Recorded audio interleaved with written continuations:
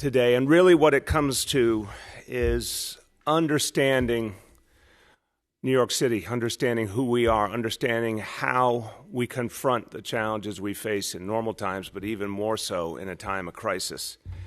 There's something about this city that when the going gets tough, just the best comes out in people. And, you know, I've said it before, but it bears saying again, this is a city where people make things happen. Folks don't shirk from a challenge, they meet it, and then they go farther than they ever thought they could. And it is part of who we are. It's in our blood as New Yorkers. There's a reason we are known as this great capital of entrepreneurship and creativity and ingenuity. It's been proven time and time again over generations. And it's certainly being proven in the middle of this crisis. I've seen amazing things, and no one for a moment can underestimate how much pain there has been, how much loss there has been. But that has not stopped New Yorkers from doing things big and small to make a difference and to fight back and to prove that nothing and no one and no disease will ever stop us. New Yorkers, by our nature, we're resilient, we're tough, and we know how to take care of ourselves. Well, now I think it's a time in our history where we're learning an important lesson about how self-sufficient we're going to have to be going forward. We have watched in these last few weeks when we called for our federal government to help us. Sometimes we got an answer, sometimes we didn't. When we went out on the open market, internationally even, trying to find the things we needed to protect our people, sometimes they were there, a lot of times they weren't. So what we're seeing right now are the profound limits to a globalized world. We were all told how many things would come from globalization that in theory are going to help us. We're starting to see the things that don't help us at all, in fact, have made our lives tougher because so many of the things we need, the medical equipment, the medical supplies, aren't even made here, not only in New York, but in the United States anymore. And that's left us vulnerable. And we New Yorkers are learning that lesson, and we're not going to be fooled again. We're going to be ready. We know we have to protect ourselves. And we know we have to be ready for whatever comes next. Now, I got to tell you, even though it feels like this has been going on for months and months, it's only been 6 or 7 weeks we've been in the thick of this. And what's happened in those 6 or 7 weeks is absolutely remarkable. New Yorkers creating products that we didn't make here at all. New Yorkers coming together to do things to protect our heroes, our healthcare workers, our first responders, out of love, out of a deep, deep concern for those who protect all of us. And that compassion didn't just come out in words, it came out in deeds. So we have seen amazing progress in just a few weeks.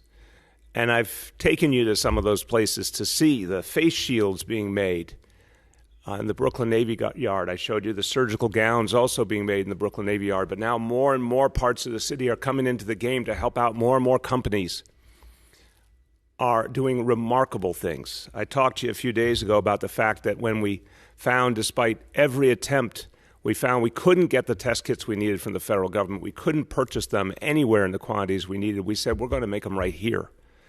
And you're going to be seeing the results of that in just days. So it has been a remarkable journey against a very painful backdrop. But now, today, I want to tell you about another important step. And it has a lot to say with how we will protect ourselves now, but it also says a lot about how we will protect ourselves in the future. And today, I want to talk to you about ventilators. And you see one here, and we're going to get a little demonstration in a moment. But as you can see immediately, this is not a simple piece of machinery. This is something complex. This is something challenging to make. Nothing like this was being made in New York City just 2 months ago, even 1 month ago. Nothing like this was being produced here. But extraordinary entrepreneurs came together for the good of all New Yorkers and said, we can do it. We can do something, whether it seems possible or not, we're going to find a way. So I want to take you back just to remind you, just a few short weeks ago, and I use that specific day, Sunday, April 5th, was the day where we felt, based on every projection based on all the evidence that we were going to be at a point where we might run out of ventilators. The number of people who needed them was growing every day. And it was a very fearful time. Supplies were running short. We needed answers. At that moment, it looked like we could get to a point where there might not be that ventilator needed for the next patient. Thank God, right around then was when things started to improve, and it's all because of everything you have done, all of you. The social distancing, the shelter in place, all of the things that have been making a difference. So today we can say that thank God we have the ventilators to get through this week. We have the ventilators for the immediate future. But as recently as the first days of April, the numbers were staggering. Approximately 220 more New Yorkers each day, more each day, needed a ventilator. That's what it looked like at the beginning of April. And that's when this valiant effort was going full bore to make sure that ventilators would be available and would be ready if they needed to be pressed into emergency service, these homegrown ventilators. And this is the epitome of that kind of wartime production model. People coming up with an idea and making it happen, because if it hadn't been for these ventilators being ready, we might have been in a situation where there would not have been one for someone.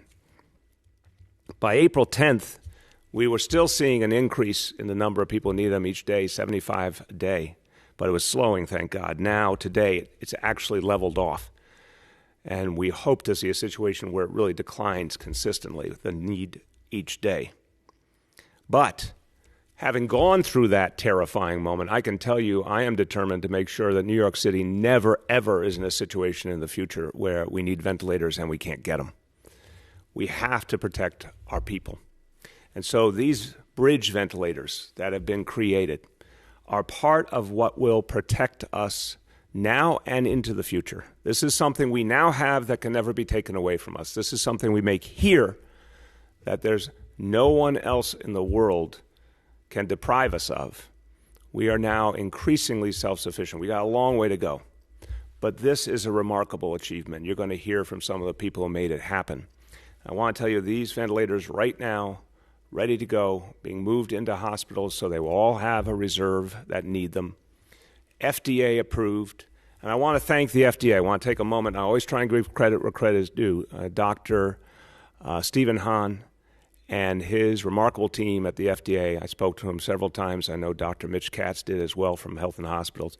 They moved this process in record time, and I really want to give them credit. FDA is not historically known for speed, but they have in this crisis really stepped up, and they were tremendous partners in getting this ventilator approved and ready. Now, this story, again, it is about making something out of nothing, and that is a New York tradition, doing remarkable things against the odds. And there's three guys who deserve particular credit. Scott Cohen of New Lab, Marcel Bota of 10X Beta, and Charles Boyce of Boyce Technologies. These individuals had a remarkable civic spirit, a remarkable desire to get something done. And I want to give special credit to Charles because he also was one of the driving forces behind making those face shields that right now, when you see them out there in our communities, in fact, just yesterday I was in Staten Island, deliveries of PPEs were being made to Rumsey, to the hospital in Staten Island, and there were those Brooklyn Navy Yard face shields being delivered. And that made me very, very proud to be there with those delivery workers, seeing the response from all the healthcare workers to that help coming. So a special thanks to Charles for being a part of both these efforts. So when we think of this city, we think about chutzpah, we think about the incredible verve, the drive, the ability to do something no matter how brash or unlikely. So literally, people who are part of this effort had to say to themselves, hey, we've never made a ventilator before. We're going to have to figure out how to do it, and then we're going to have to figure out how to produce thousands of them. You know, if you talked about a normal timeline to try and create a brand new product like this, you'd think it would take a year. You know what they said? They said we have to do it in a month or less, and they went and did it. So they put together a team, an extraordinary New York City team of scientists, engineers, entrepreneurs, physicians, folks who knew the regulatory system, all sorts of folks who worked together nonstop work, literally around the clock, 24-hour efforts over the past 3 weeks, and they got it done. So what do these bridge ventilators do? Well, what they mean is when someone needs that urgent help, that ability to breathe, without which they simply won't survive, these bridge ventilators are there, keep someone alive. They can play different kinds of roles. They can buy time to keep a patient alive who might need a more elaborate kind of help from a full-service ventilator. They can help to stretch out the capacity of a hospital so that as they're getting more of those full-service ventilators available at any given moment, they buy time to save lives. They also work with a number of different kinds of cases where there are less severe issues, but that people need that help breathing. So there's many things they do. To make this possible, to save lives, to make sure we could be self-sufficient, we, the City of New York, made the decision to work with these companies to help coordinate their efforts, to work with the FDA on the approval, but also to make clear that we would fund the effort. And so we placed an order for 3,000 of these ventilators, a $10 million order. And that raises a crucial point that what these extraordinary New Yorkers did was not only create a great product and a necessary product, but a product that was affordable. It's over $3,000 for each ventilator, and that compares to $40,000 or $50,000 or more for a full-service ventilator. This means that we have a ready reserve in the event that this crisis continues or, God forbid, this disease becomes stronger. It means we're in a position to protect ourselves and to help others who may need our help. But it also is now the beginning of something much bigger that will help frame our future. Today, I'm announcing that we're going to create a New York City strategic reserve. We have learned the hard way that we cannot depend on the federal government in the future. I hate saying that, but I think it's quite evident. We certainly cannot depend on the global market. We can't depend on our nation to produce products that tragically are not being produced enough in this nation, as we've seen in our hour of need. I hope that will change. I hope our country gets the message that we have to start producing these things all over the country again and be self-sufficient as a nation. But until that day comes, New York City, we will protect ourselves. With the leadership of the Economic Development Corporation and working with our healthcare leadership, we will create our own reserve. We will take the production that's now been created in those 4 areas, the face shields, the surgical gowns, the test kits, and now the ventilators. We're going to create a ready supply of those so we'll always have enough in the future, and we'll purchase what we need and create a stockpile so we will never be in a situation where we turn to those who are supposed to supply this and they say, sorry, we're all out. We, New Yorkers, will take care of ourselves. Now, I have to say, this all was created from scratch. And I remember the day I first went to the Brooklyn Navy Yard and I saw those face shields being made by hand. There's no machinery. It was all by hand. It reminded me that people would do whatever it took. We've seen it now, 4 whole different kinds of products being produced in large quantities, protecting our healthcare workers, saving lives.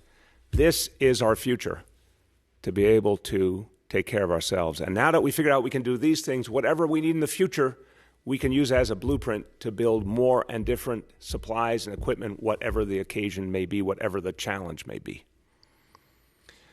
I also want you to know that in the process of these good people figuring out how to create this ventilator, they found out that there was a lot of interest in this ventilator from hospital systems and absolutely in other parts of the world as well.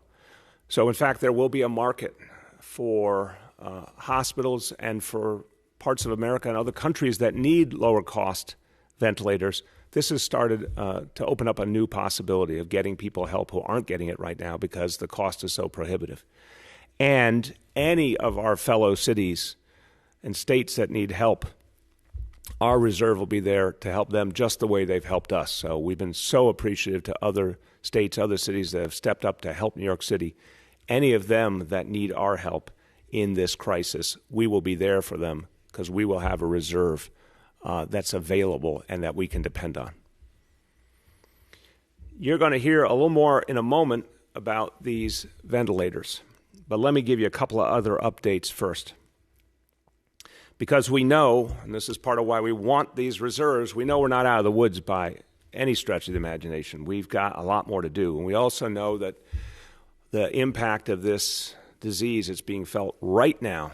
Still too many people dying, too many people going into the hospital right now, too many people going into the ICU right now because of COVID-19. This fight is raging, and it's raging especially in the parts of the city that have been hardest hit, that have unfortunately had the worst disparities, the biggest burdens, the least health care available historically, and that means our communities of color and our immigrant communities, our lower income communities. We need to fight back, and we're going to do that in a lot of ways. We've talked about all the community outreach we're going to do, the telehealth programs, everything we're going to do to reach people, but obviously it also will take more and more testing at the grassroots level. Yesterday, we, as of yesterday, had 5 community-based sites opened in some of our hardest hit neighborhoods. Those sites will be performing 3,600 tests this week, so they're all up and running. I'll go over them in a second, but they will do 3,600 tests this week. Next week, we'll add 5 more sites in hard-hit areas, and we will get that total up to over 7,000 tests per week, and we're going to keep growing from there. If we can get the supply of testing we need, plus the PPEs and the personnel, we're going to keep going farther and farther with the grassroots testing where it's needed most.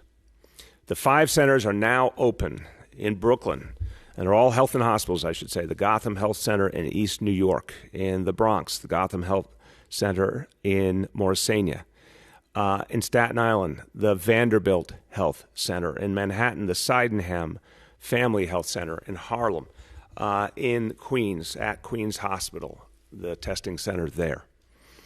All of these are walk-in sites. So I want to emphasize, anyone from the community, and these are targeted to the immediate community, you can walk up. We are prioritizing people who are 65 years old or older, and who have those pre-existing conditions that we've talked about so much, those serious conditions that put people in danger. So please, if you meet those criteria, if you are someone who is in a particularly vulnerable situation, we want to get you tested. Go to one of those centers, walk up. That testing has started, is available today, and then more will be announced next week. I now want to talk about what we do every day, looking at the indicators that tell us where we are. And I keep telling people it's going to be a long battle. We want to see them all move in the right direction. It's not always going to work that way, but it doesn't change anything about how we approach this. We keep fighting. We keep sticking to what's working, and we will see progress. And overall, we have. Even though these indicators have not been everything we want them to be, we definitely see some real movement, and that's really good news. So first, the daily number of people admitted to hospitals for suspected COVID-19, well, that went down from 212 to 204. That's good news. The number of people in ICUs across our health and hospitals facilities for suspected COVID-19, that went up, but by very little, from 853 to 857. The percentage of people who tested positive for COVID-19 also went up, but again by very little, from 34% to 35%. The number of people who tested positive through our public health lab tests went down from 67% to 63%. So again, you see some progress when some of the areas going up. They're only going up by a little. Overall, we are seeing definite progress. Not everything that we're looking for to get to the point where we can relax some of the restrictions, but definite progress for sure. So keep doing what you're doing, New Yorkers. It is working. Just let's keep with it. It'll take some time, but we can do it. Now, I always want to offer my thanks to anyone and everyone who stands up for New York City. And today we're talking about great stories of New Yorkers doing things for their fellow New Yorkers, but also a lot of the time people have come to our aid so we could help ourselves. And I talked to you about surgical gowns yesterday. This is our toughest situation right now with PPEs. And it got to the point where we couldn't get. It's just quite clear. The global market isn't functioning right. No matter what you try, you can't get the kind of supply that we need. But we said, okay, if we can't get the gowns ready-made, can we get the fabric? I mentioned yesterday we worked with the White House, particularly with Peter Navarro and his team, who have been fantastic. And they put us in touch with leaders in the textile and garment industry who have been really helpful. Special thank you to Kim Glass, who's one of the leaders of the industry, who's been giving us great help. They connect us to a healthcare supply company, Owens and Minor in North Carolina. And they went to bat for us. A special thank you to Chris Lowry and everyone at Owens & Minor. I was on the phone with them several times. They have already delivered, in a matter of days, they produced and delivered to New York City 1 million square yards of American-made fabric. And I want to emphasize what a refreshing reality this is, that we're not searching for something in another country that may or may not let us have it. This is American-made fabric, waterproof fabric, that we can turn into surgical gowns. So 1 million square yards already here. That will create enough for 400,000 more surgical gowns. And I have an update on the day by which they will all be produced. They will all be ready and done by May 10th. And that production is going to be expanding constantly as we create more and more of these gowns in New York City.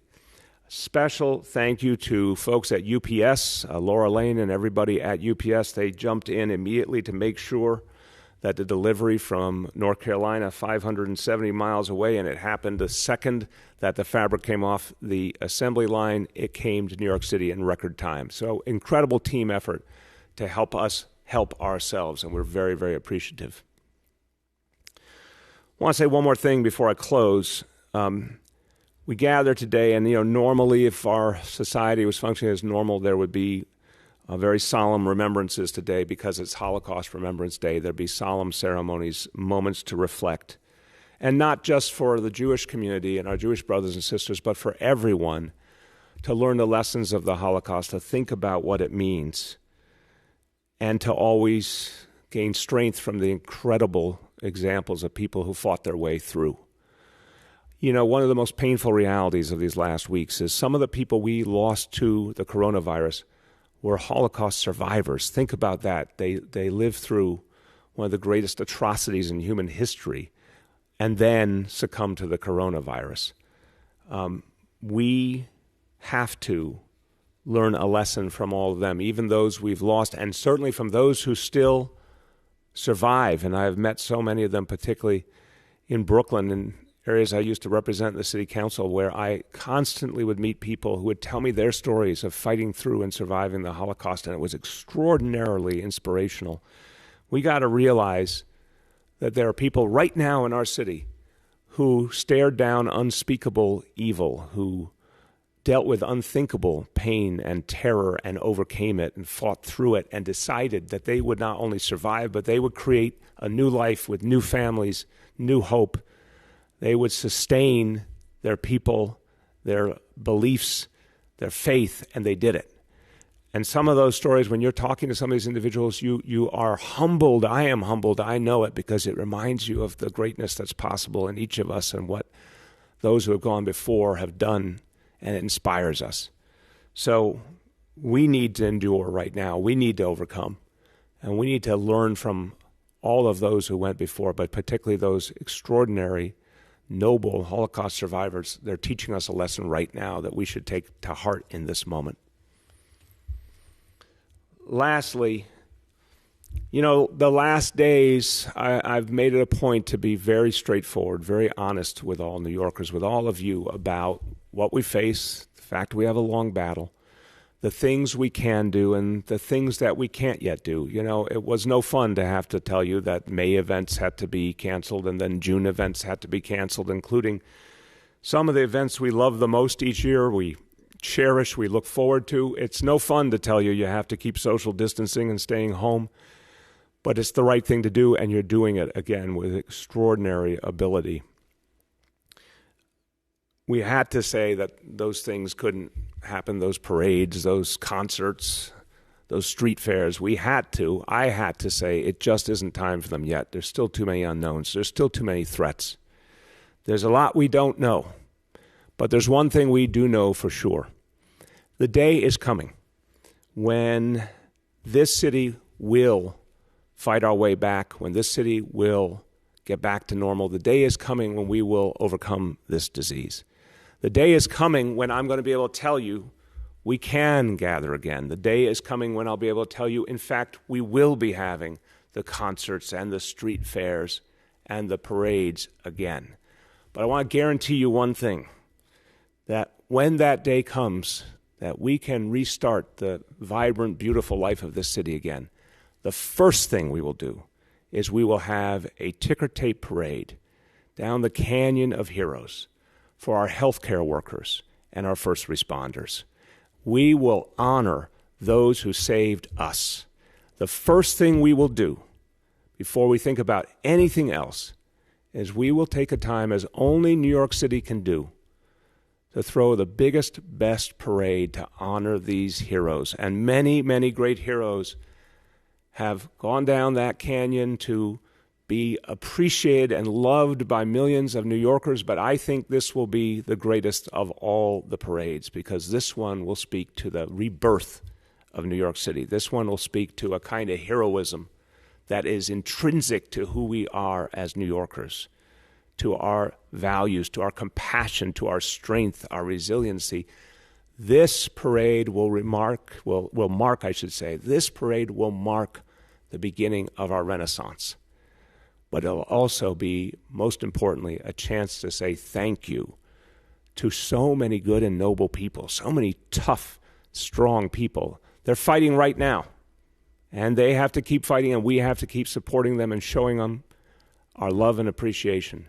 But one day, we will be able to start back on the road, and we will honor them as they deserve, and that will be a beautiful and joyous day in this city.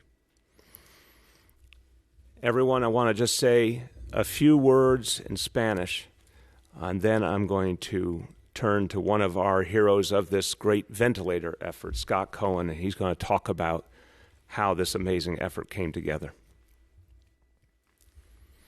En la ciudad de Nueva York no esperamos ayuda. Aquí le echamos mano a la obra. Lo estamos demostrando de nuevo en esta crisis. Estamos haciendo nuestras propias batas médicas, máscaras, exámenes de coronavirus y ahora ventiladoras. Pase lo que pase, vamos a encontrar una manera de proteger a nuestra gente y seguir salvando vidas. With that, in the spirit of doing for ourselves and protecting ourselves, a man who had tremendous vision, and I just want to say, what an amazing thing to look at what's happening around the world and say, wow, we need ventilators. How about we create our own? What an amazing spirit, how much creativity he and his colleagues had, but that will to get it done and that tirelessness, not waiting for 1 hour, not resting for 1 hour until the job got done. So my great pleasure to introduce the co-founder of New Lab and the lead for the Emergency Ventilator Response Initiative, Scott Cohen. Thank you. Thank you, Mayor. Appreciate that. Thank you, Scott. Yeah. Just sort of a few words about the journey we've been on. Well, I just really wanted to say that we really wouldn't be here today without the partnership with the city. Really early on, when Marcel and Charles Boyce from Boyce Technologies and Marcel Botha, who's on the end here from 10X Beta, who's been a founding member of New Lab since the very beginning, we all started talking about the resources we had around us and the engineers and roboticists and inventors that were around New Lab, the engineers and experts over at Boyce Technologies, and we all started talking very early on at the impetus that was actually another New Lab member who was watching what was going on in Italy, who was Italian, and asked us, could we help Italy? And we really started thinking about it, and we weren't sure, both Marcel and I were quite skeptical whether we could do something like this. But then when it started coming to New York, we were like, well, we have to lean into it. And so the three of us came together, and then very early on, we reached out to James Padgett at the EDC. We let him know what we were thinking about, and that we really needed to know there was some sort of partnership with the city, because this was a very risky and fluid endeavor. I don't think we ever knew at any given instance whether we were going to get this done in the time frame that we set out to, but we all navigated through it. And I mean, there were really, I'd say, hundreds of people involved in this effort. There were engineers from New Lab and from Boyce. There were engineers that reached out from other communities in Silicon Valley. There were engineers from MIT up in Boston that were shuttling down to New York to help us work on the software for the device.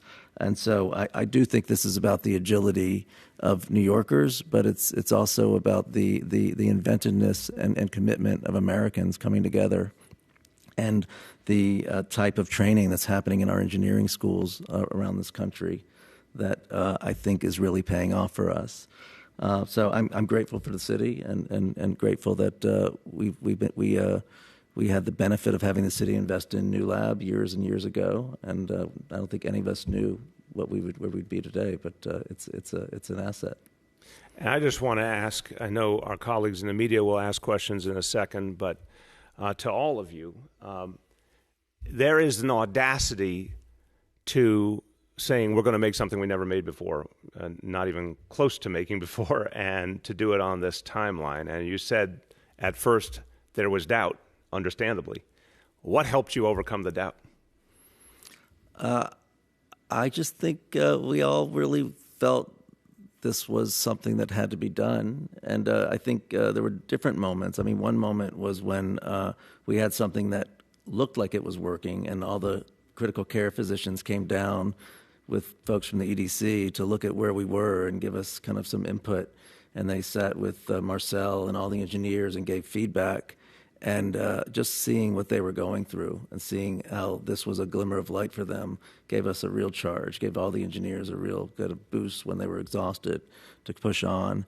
And I also think that, that's what engineers do all the time. That's what Marcel's group at 10X Beta does. We walk up to his studio all the time with a napkin sketch and say, you think we can build this thing? And that's not something that that's not a new thing at New Lab. That's something we do every day. So I think we all felt this was possible. I also really appreciate the fact that in 2010, a group of engineers led by Dr. Slocum at MIT were thinking about building a low-cost ventilator that could address this kind of problem in the developing world. And I don't think they realized that it could have such a service to New Yorkers and to this country at the time. But when we were searching around the internet for what would be something that could be responsive, we found what they'd worked on in 2010.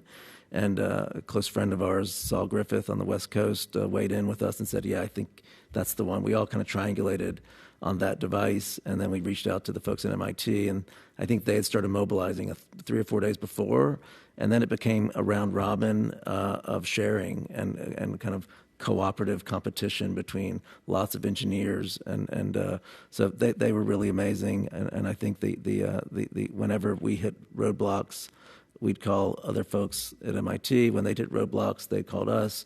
We built some hardware devices for them that they brought back up there. So it was a lot of real kind of competitive cooperation between a lot of really smart people. Yeah. I love that, and it reminds me of things we've seen in different movies of folks racing against time to come up with some solution, but this is real life. This happened here and now. And the fact that you were so inspired when you heard from the healthcare professionals what they were trying to do and the people they were trying to save, and that moved you to even higher levels of inspiration and action. I mean, that's very, very powerful. And I just have to thank you so deeply for sticking with it, no matter what. And I want to see Marcel or James, if you want to add, you're more than welcome. We appreciate so much. Yeah, excuse me, thank you. I think all of us were sort of, intimidated by the complexity of a full-scale ventilator 6 weeks ago. And then 4 weeks ago, we realized that, listen, put that aside, find a solution. And I think that the beauty of this bridge ventilator is that it replaces a hand that's squeezing an ambu bag or a resuscitator bag. That's an existing process in the clinical care stack. And what we learned in the last 4 weeks is that the hand is a very complex neuroskeletal muscular system trained by a brain. So we try to replace all of that, not just the mechanical function. And that's why this stands head and shoulders above most other bridge devices out there. Well done. Well done. James, you want to add? I'll just say it was Scott described it well. It was a process where there were a lot of days of doubt. There were moments where, I would call Mitch, Dr. Katz at the Health and Hospitals and say, how soon do we need these? Do we need these tomorrow? And he said, I have 5 more days. You have 5 more days. And then I would call Scott and say, okay, we have 5 more days to perfect this device. And it was a day in, day out thing. And fortunately, the day never came where Mitch said we need these tomorrow. But it was a constant process where they were working to make the device better and better, to be more functional every day while we were watching the clock. And there were times, I think, when all of us felt like this would never come together, and it's just an inspiration now to see this device here working, to have seen it at hospitals already with doctors in clinical care settings. So it's just a tremendous inspiration to see these folks and the team at EDC. Frankly, it's a team of over 20 people who a month ago didn't know what a PEEP valve was, and today can tell you all about the different components that are necessary to construct a device. And we're just honored to be a part of this team. And I think it's an inspiration, and just as you said, an example of what it's possible for New Yorkers to do when they believe in something. We have an amazing creativity in this city, and it's amazing to watch. Thank you, and well done, James, you and your whole team at EDC and all our colleagues who did this amazing work. And please thank your teams and all those folks who spent all those long hours and everyone they consulted with. It was an extraordinary group effort. So the fact is, to the point James made, that I was on a number of those calls with Dr. Katz too, and it really was coming down to a matter of days. And we even thought at one point it would come down to a matter of hours whether the next ventilator would be ready. This ventilator, had it been needed on an emergency basis, would have gone into action during the week of April 6th because it would have been literally a matter of, without it, lives would have been lost. So this effort succeeded on that kind of wartime footing. They were ready at the moment where there would have been no other choice. This machine would have been ready. And that's an amazing testament to the work that folks did, but also, thank God, it did not come to that moment. But I remind everyone, again, not out of the woods by any stretch. We're dealing with, I always say, a ferocious enemy in this disease. So it is something that gives me a little relief on behalf of all New Yorkers to know we will now have that reserve in place to protect us no matter what is thrown at us. With that, let's turn to our colleagues in the media, and please let me know the name and the outlet of each reporter. Hi, all. Just a reminder that we have James Patchett, President and CEO of the EDC, Scott Cohen, co-founder of the New Lab, and Marcel Botha, CEO of 10X Beta here in person. And we also have Dr. Katz, of President and CEO of Health and Hospitals, on the phone. So with that, I will start with Matt Chase from Newsday. Good morning, Mr. Mayor. I'm wondering, what have you told the NYPD to do to address the increased rate of speeding motorists? What benchmarks have you established, and are you satisfied that those benchmarks are being met? Yeah, Matt, it's a good question, because obviously, look, I want to start at the beginning of this. To all my fellow New Yorkers, look, I know there's a lot fewer cars on the road. I understand the temptation people have. They think, oh, there's no one here. I can go faster. It's dangerous. You have got to recognize in the middle of this crisis, this coronavirus crisis, we cannot afford another crisis, which is people speeding, getting into crashes, harming other people, harming themselves, or lives being lost. And we've already seen some of that. We cannot have that happen. So the first point is slow down. Doesn't matter if there's not a lot of cars on the road. You've got to protect yourself and others. The second point is the NYPD has been instructed to crack down, as is always the case. And the NYPD has been, I think, over the last 6 years with Vision Zero, extraordinary in their devotion to the concepts of Vision Zero. We still need a lot of enforcement. Now, let's face it, NYPD now has multiple tasks they're trying to undertake simultaneously. And I do want to express not only my appreciation, but my understanding. NYPD is short-staffed because of the number of officers who are out sick, has to deal with everything it normally deals with in fighting crime and helping people. On top of that, we have the new reality of having to enforce social distancing rules and shelter in place on a vast scale. That's a lot to do. So we're not always going to be able to do everything to the level we perfectly want because there's just limited numbers of officers. But definitely have said to the commissioner we need aggressive enforcement related to speeding, We cannot ignore the problem. We got to be present. We got to let people know there will be consequences. And that will continue, and we'll do everything we can. And as more and more officers come back well, we'll be able to expand that further. Next, we have Erin from Politico. Hi, Mr. Mayor. I have a follow-up about the ventilators, and then I have a separate question. On the ventilators, how many are going to be in the strategic reserve, and is it all bridge ventilators that are going to be in the reserve, or are you going to put full-service ventilators in there as well? So we're going to put a lot of different things in the reserve over time, and I'll in the coming weeks I'll detail what we intend to have and how we're going to go about it. But this purchase of 3,000 of the bridge ventilators, that guarantees us a lot of strength going forward if we ever deal with, again, a rebound, God forbid, a rebound of this disease in the here and now or next year, but also for the future protects us against many other challenges.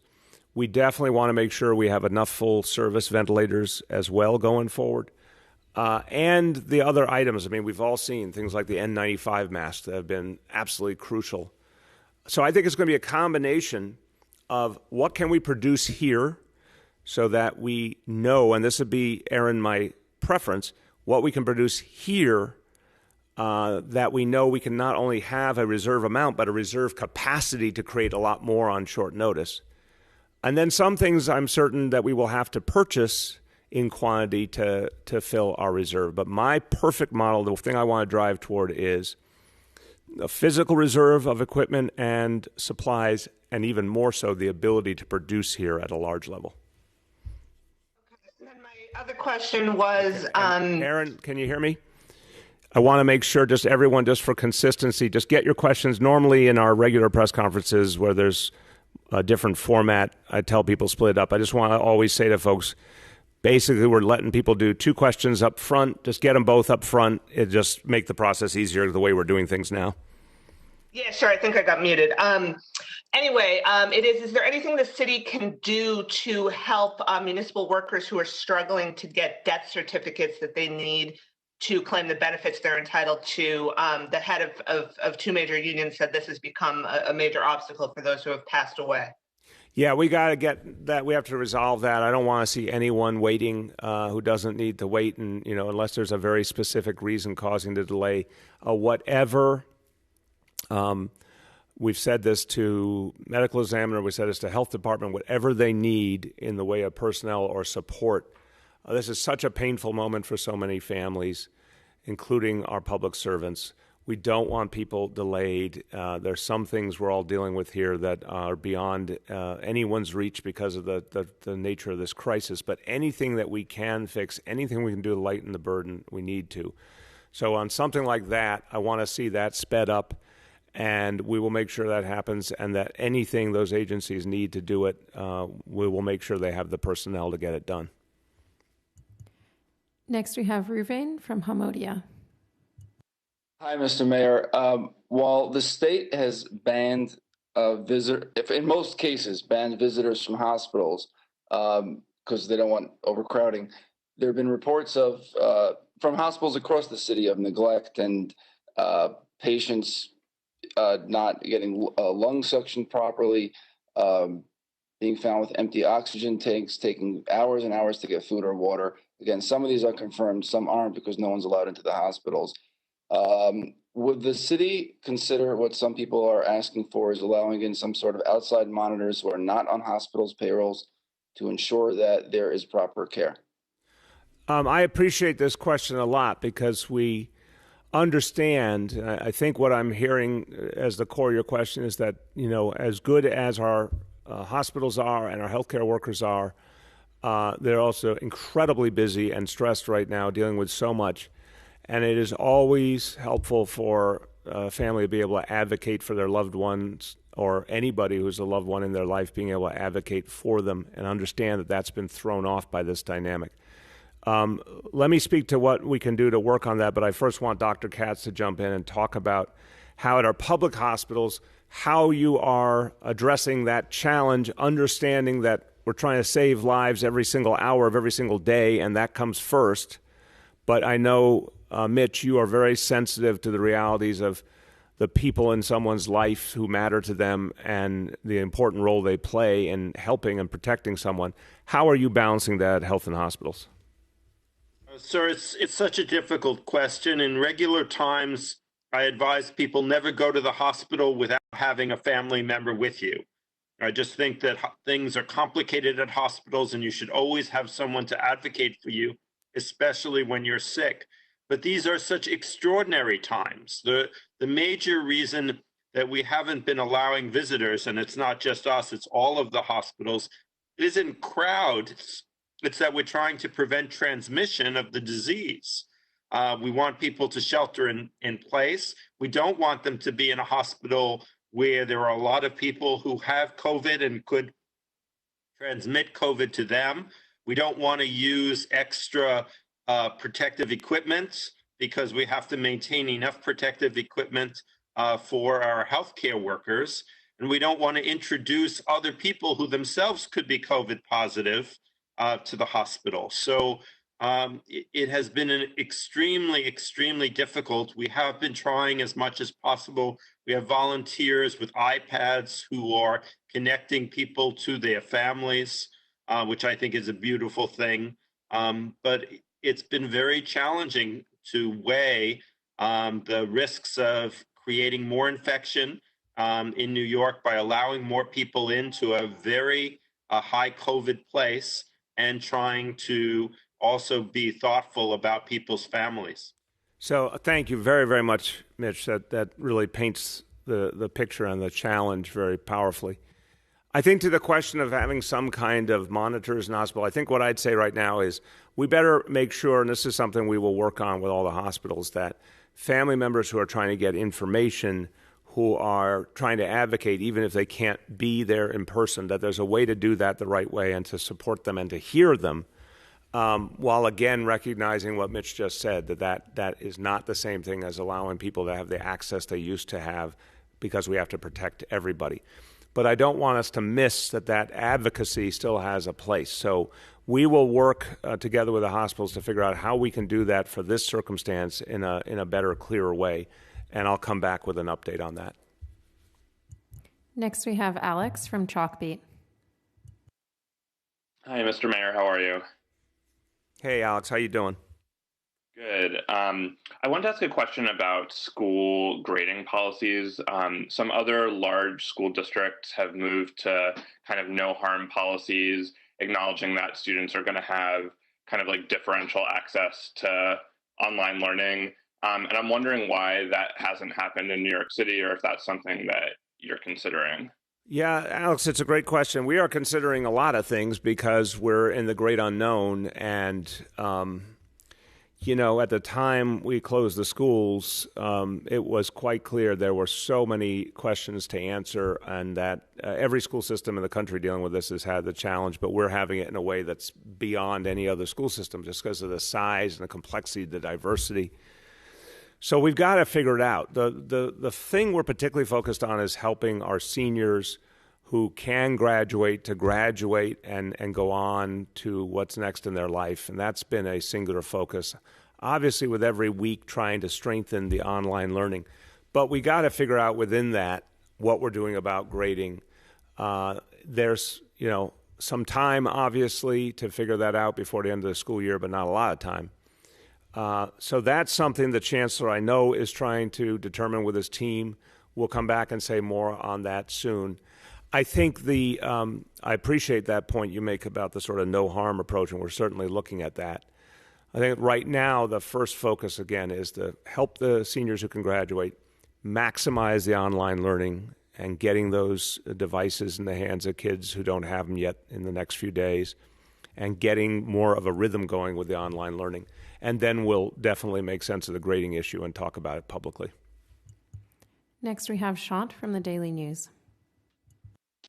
Yeah, thank you, Mayor. The fact the city is resorting to creating its own stockpile feels like a sort of condemnation of the federal response to the outbreak, since it's the feds who are supposed to maintain a robust national stockpile in the first place. I was wondering if you can put the city's strategic stockpile in the context of the nationwide pictures on supplies And do you think other cities should emulate what New York City is doing? Yeah, Sean, it is a very, you said a mouthful there. It is a very sobering, telling moment when I have to sit here before you and say that New York City needs its own strategic reserve because we can't depend on the federal government at this point. It's sobering as all hell. I mean, it's just not something I'm happy to tell you, but it is really, really clear.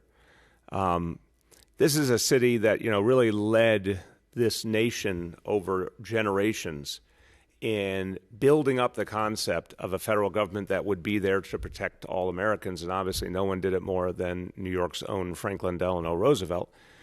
But that idea has atrophied in so many ways. And now we have a New Yorker in the White House who, unfortunately, is putting an exclamation point on the idea that the federal government is no longer reliable when it comes to protecting everyday Americans.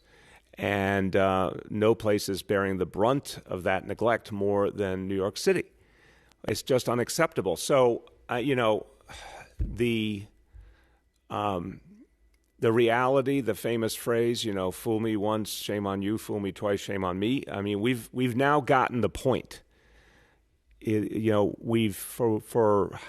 January 24th, we've been asking for a sufficient supply of testing, and we haven't had one day where we had it. What else do we have to know to understand that going forward, we have to protect ourselves? And so we will build what we can build here. Again, that's my first preference, to have the production be right here and to make sure that we know how to turn it on rapidly for anything that we think we might need that's viable to produce here. And then on top of that, to buy what we have to buy. But we've got to have our own reserve to protect ourselves. I would hate in the future if New Yorkers faced a crisis and turned to the federal government and they said, sorry, we're all out. And then New Yorkers suffered, New Yorkers died because of it. We cannot take that risk. So we have to do it ourselves. And I'll just preview that when the Q&A is over, we're going to have Scott just show us a little more about how this thing works. So that'll be our finale, to give people a sense of how this amazing machine actually works, homegrown in New York City. Go ahead. Next, we have Yoav from the city. Hi, Mr. Mayor. I wanted to ask about, the state is rescinding some of its orders for equipment, basically stuff that might no longer be needed, and is now giving ventilators to other states. Is the city going to similarly try to perhaps cancel? I know we need a lot more PPEs, but on ventilators, are you going to cancel any of those contracts, or will those perhaps go into the reserve? As far as the field, go ahead. As far as the field hospitals, do you still plan to build all the ones that you've announced, or might you scale those back as well? Yeah. So the quick answer is on the purchasing. Again, we do need to ensure that we'll have enough full-service ventilators for the future. So a number have come in.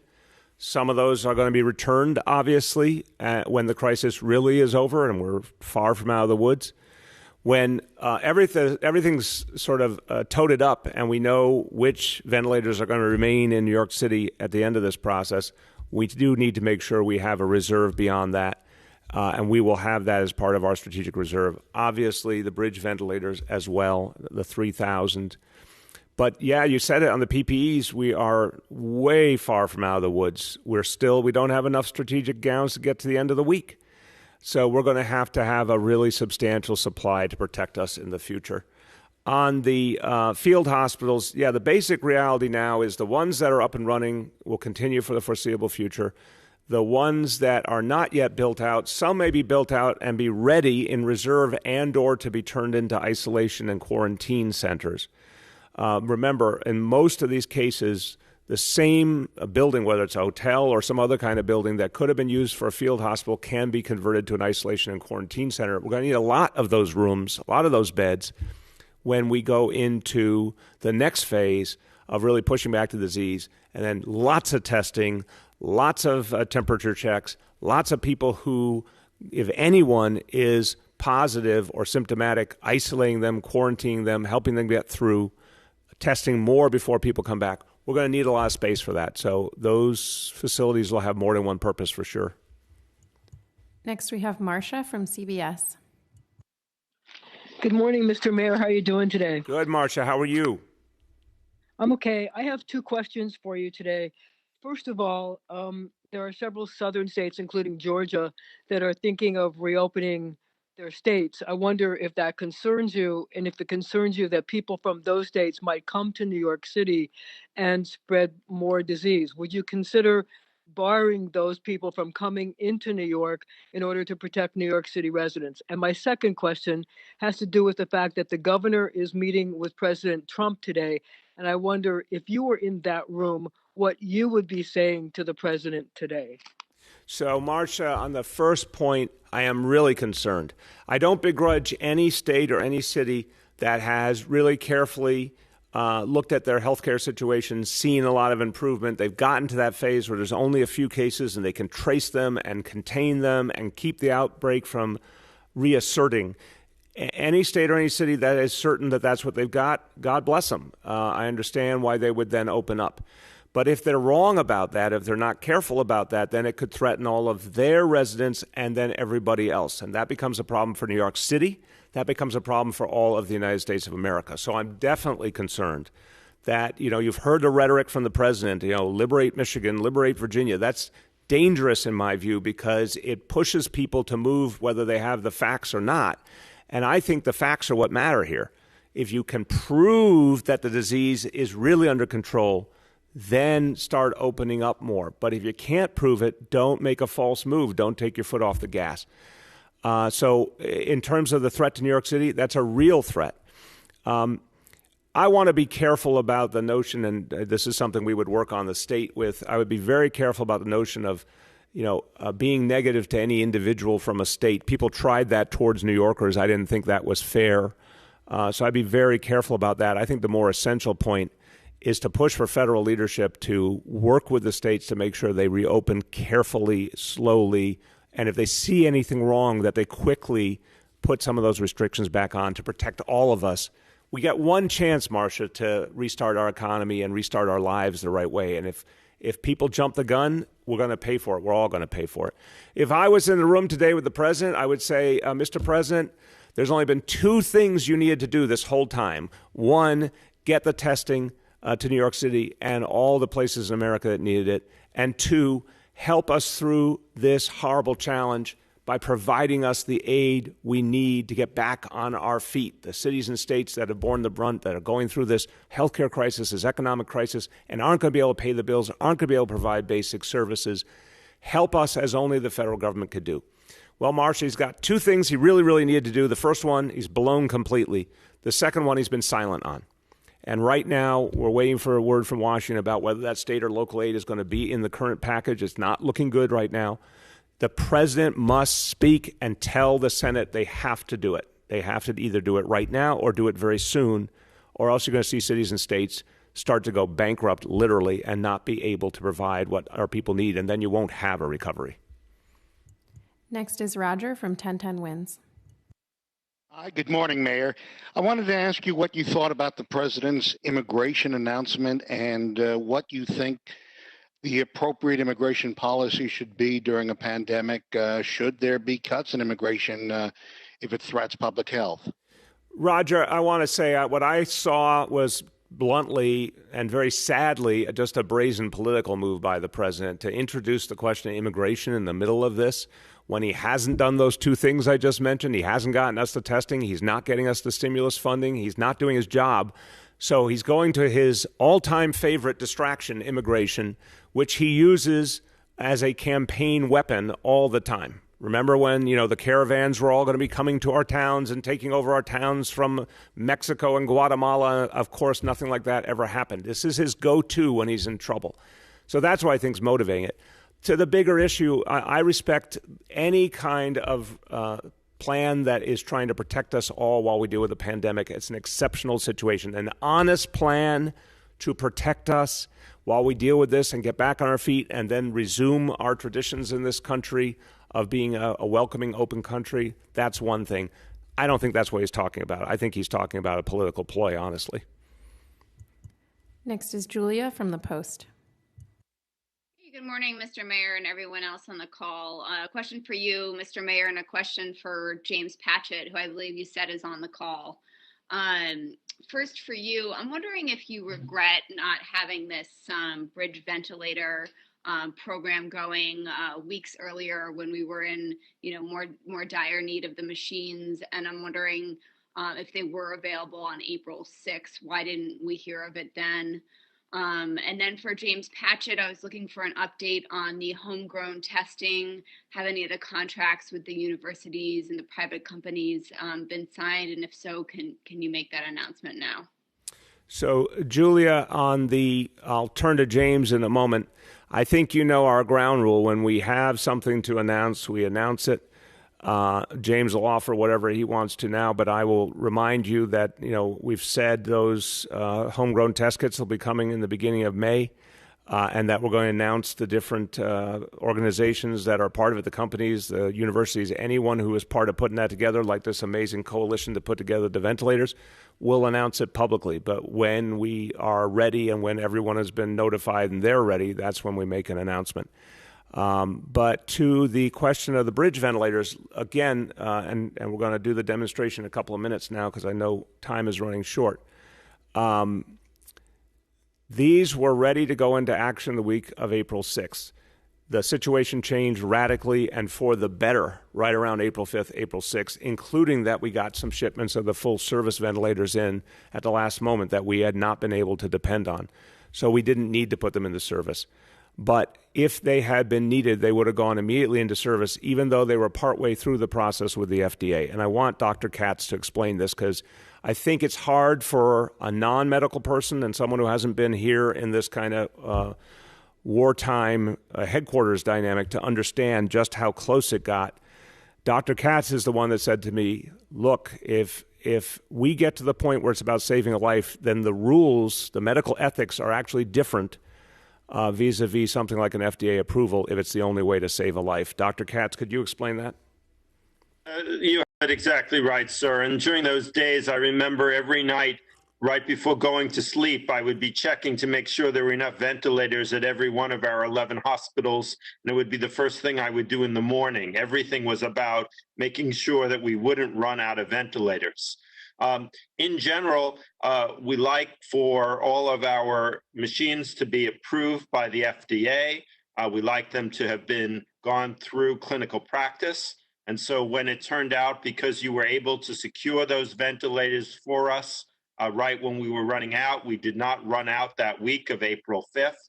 But had we run out, we would not have needed the FDA approval. We would have not needed having done the research studies to prove that it works. Physicians can always use a device to save a life.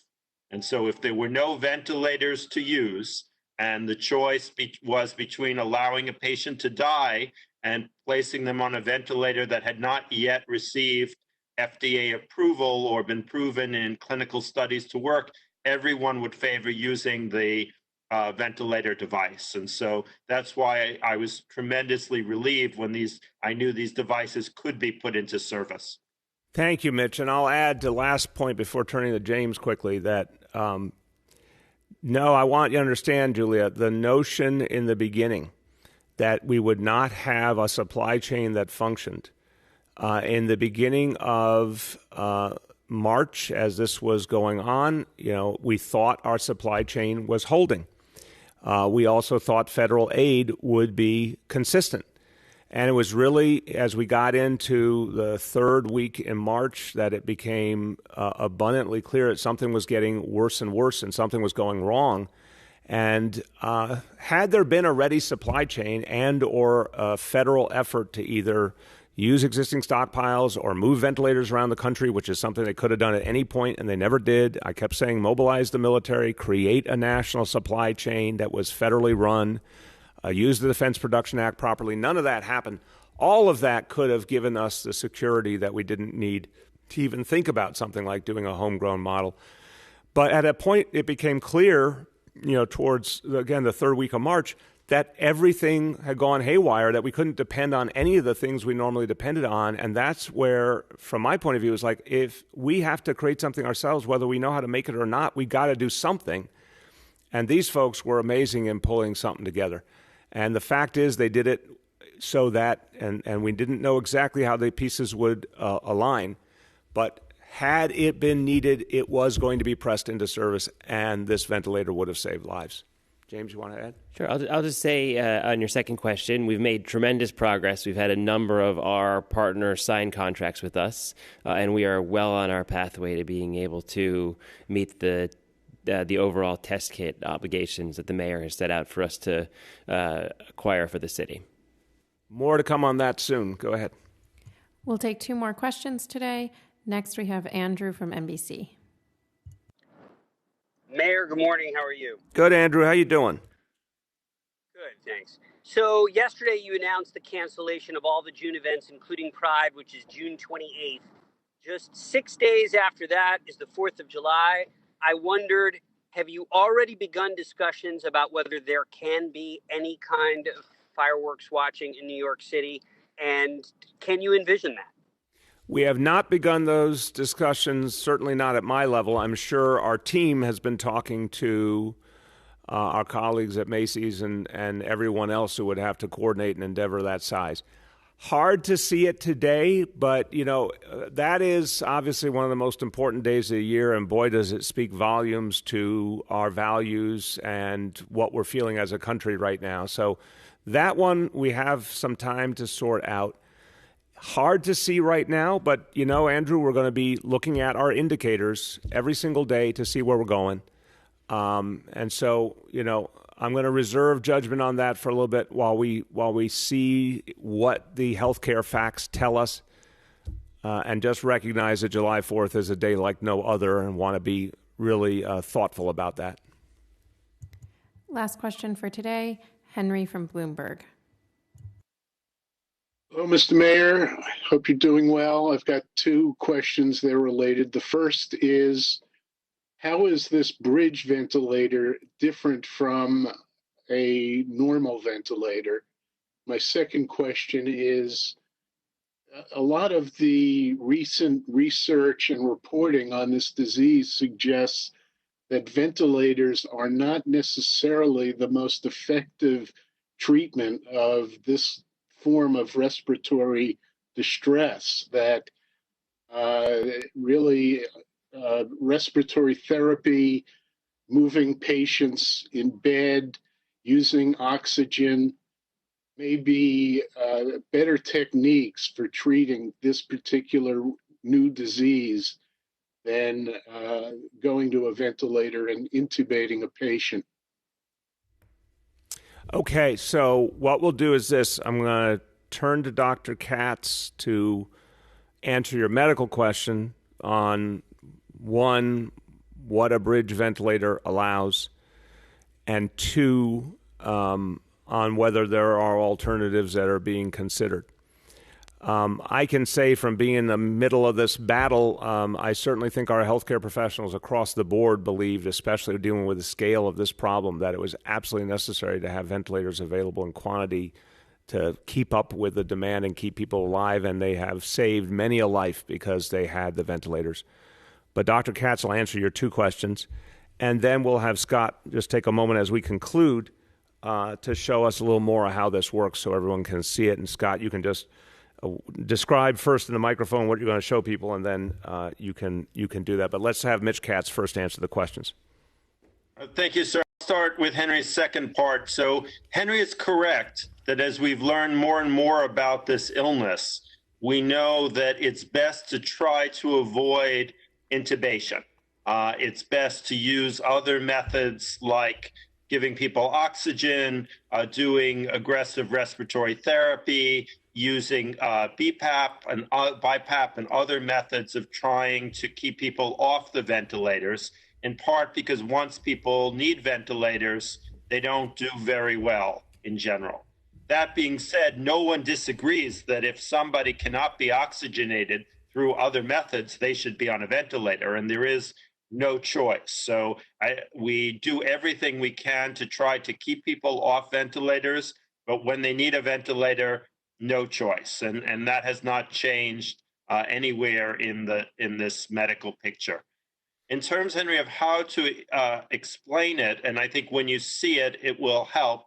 Most ventilators work by pushing oxygen through a tube into the tube that people have placed in their mouth and then down into their lungs. So you're essentially, the machine is blowing out, a typical ventilator is blowing out air that goes directly into the tube. This ventilator is based on a robotic squeeze of what is known as an ambu bag.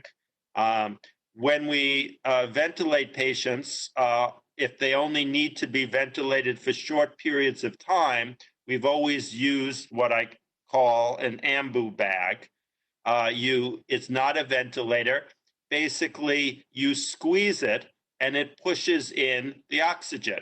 And we've used this for generations. It's a very safe and well-known tool. The problem is somebody has to squeeze it. You need a live person to do that, and you need them to do it at a particular rhythm so that the inspiratory phase and the expiratory phase is the right length of time, the pressure is the right amount of pressure. So first, it would take a real human being 24 hours a day to do it. And second, they wouldn't necessarily always get it right the way a robot can. And so basically, the way I look at these vents is it's a robotic ambu bag presser. It presses the ambu bag the way a human might, but it does it with much greater scientific precision. It doesn't require a human.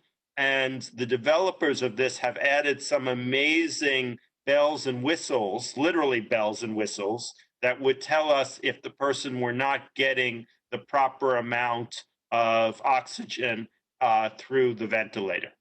I think that's perfect. That's great, Mitch. And I think Mitch just gave us the narration we needed. Unless there's anything you want to add, Scott, feel free and then show us. Okay, yeah. The only thing I really wanted to add was that I think what the bells and whistles that Dr. Katz is talking about, we have on here primarily because we had physicians, clinicians working with us from the very beginning, Dr. Kwan and Dr. Slocum Jr., who were working with Marcel and the engineers, and we were getting constant feedback about what physicians would want on a device like this. So they had the visibility, kind of a control panel to understand how the device was interacting with the patient. Excellent. Yeah. Please. Okay.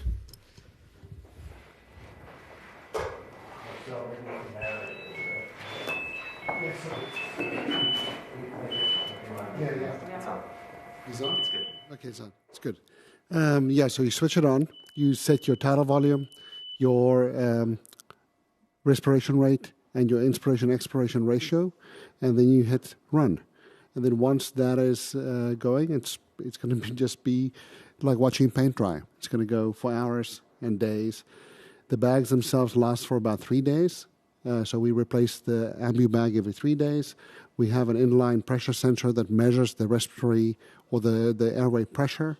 So that's one of the safety feedback loops, so that you get all of that displayed on the interface on the front. If there's any of the thresholds for safety that are surpassed, the device will show one of the relevant alarms, run airway pressure. If it fails to work, or if there's something that obstructs it, it will have a mechanical failure alarm that you cannot silence. And so it's a minimum viable product around replacing a human hand, and it's able to do that with a much higher rate of precision than an untrained hand, for instance. Excellent. Well, thank you again to everyone. Really an amazing achievement. And as we wrap up, just to say, this is New York City ingenuity at its best. This is a homegrown solution to an international problem.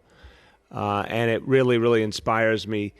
As I said, a day's coming when we're going to really praise and appreciate and love and celebrate all the heroes of this fight, starting with our healthcare workers and our first responders.